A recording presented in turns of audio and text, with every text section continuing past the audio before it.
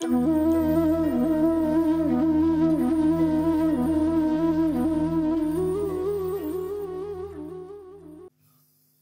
কেন গীতা পড়ব? গীতা পড়ার দরকারই কি?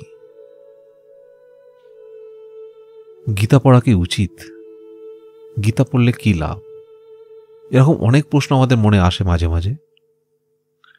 বা আমরা যখন দেখি কেউ গীতা পাঠ করছে, অনেকেই বড় বড় জ্ঞান দেয় গীতা নিয়ে, তখন আমরা ভাবি হয়তো গীতা কেন পড়ব। এ নিয়ে আজ আপনাদের একটু ছোট্ট কাহিনী শোনাবো, যা শুনলে হয়তো আপনারা বুঝতে পারবেন যে আমাদের গীতা পড়ার প্রয়োজন আছে।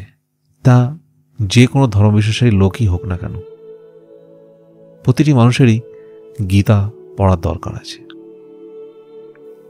রাহুল ছিল এক সাধারণ যুবক। আধুনিক জীবনের দৌড়ে তিনি সবসময় ব্যস্ত থাকতেন। কখনো অফিসের কাজ, কখনো ব্যক্তিগত সমস্যা, কখনো বা ভবিষ্যৎ নিয়ে দুশ্চিন্তা। এই দুশ্চিন্তা এবং মানসিক চাপে ধীরে ধীরে তাকে ভেতর থেকে ক্লান্ত করে তুলেছিল। একদিন রাহুলের এক বৃদ্ধ দাদু তাকে বললেন, তুই কখনো গীতা পড়েছিস? রাহুল একটু অবাক হয়ে বলল, গীতা? ওটা তো ধর্মগ্রন্থ, ওটা পড়ে আমার কি লাভ হবে?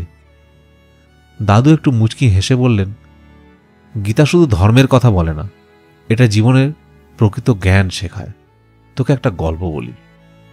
দাদু গল্প শুরু করলেন। কুরুক্ষেত্রের যুদ্ধে অর্জুন যখন সংশয়ে পড়ে গেলেন, যখন তিনি বুঝতে পারলেন না কি করা উচিত, তখন শ্রীকৃষ্ণ তাকে গীতা উপদেশ দিয়েছিল। তিনি অর্জুনকে বলেছিলেন, তোমার কর্তব্য করো, কিন্তু ফলের আশা করো না। জীবনেও তো আমরা এমন এমন পরিস্থিতির মুখোমুখি হই যেখানে সিদ্ধান্ত নেওয়া বড় কঠিন হয়ে পড়ে। গীতা আমাদের শেখায় কিভাবে মানসিক চাপ সামলানো যায়, কিভাবে নিজের দায়িত্ব পালন করতে হয় এবং কিভাবে জীবনের প্রকৃত উদ্দেশ্য খুঁজে পাওয়া যায়। রাহুল গভীর মনোযোগ দিয়ে শুনছিল।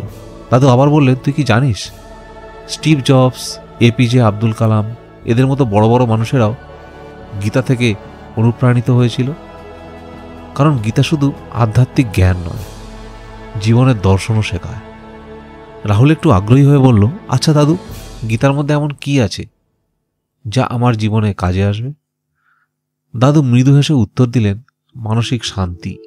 গীতা শেখায় কিভাবে অস্থির মনকে শান্ত রাখা যায়, কাজের প্রতি নিষ্ঠা, নিজের কাজ করো, ফলের চিন্তা করো না। এটা আমাদের জীবনের যে কোনো ক্ষেত্রে প্রয়োগ করা যায়। নেতৃত্ব এবং আত্মবিশ্বাস। অর্জুনের মতো আমরাও জীবনে দ্বিধাগ্রস্ত হই, কিন্তু সঠিক দৃষ্টিভঙ্গি আমাদের আত্মবিশ্বাস বাড়িয়ে দেয়। সঠিক সিদ্ধান্ত নেওয়া। যখন কোনো কঠিন পরিস্থিতির মুখোমুখি হই, তখন গীতা আমাদের সঠিক পথে পরিচালিত করে। রাহুল চিন্তায় পড়ে গেল। তিনি ভাবলেন, আমার জীবনেও তো কত সমস্যা, কত অনিশ্চয়তা। যদি গীতা পড়ে আমি কিছু শিখতে পারি, তবে ক্ষতি কি? সেই রাতেই সে দাদুর বুকশেলফ থেকে গীতা বার করে পড়তে শুরু করলেন। প্রথমে কয়েক পাতা পড়েই তিনি অনুভব করলেন, এটা শুধু ধর্মগ্রন্থ নয়, এটা জীবনের মহামূল্যায়ন নির্দেশিকা। এভাবে রাহুল গীতার পথ ধরে জীবনের আসল অর্থ খুঁজে পেল। এখন আর তিনি ভবিষ্যতের দুশ্চিন্তায় ভুগতেন না, বরং নিজের কাজ নিষ্ঠার সঙ্গে করতেন।